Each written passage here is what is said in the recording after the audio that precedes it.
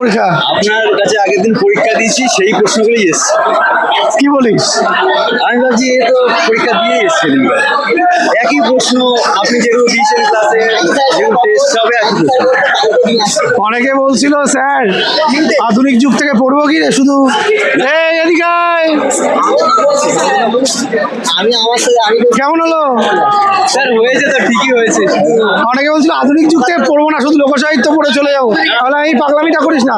Gandhi school কিন্তু ছেলে মেয়েদের মেরিট জাজ করার জন্য স্যার প্রশ্ন ঘুরিয়ে পড়ে শুধু আধুনিক যুগ থেকে দেবে। উত্তরটা দিয়েছে, তাই দিয়েছে, কিন্তু বিজন ভট্টাচার্য নোটসে ছিল, তারপর হচ্ছে বিহারীলাল নোটে ছিল। আনন্দ, এটাই আনন্দ।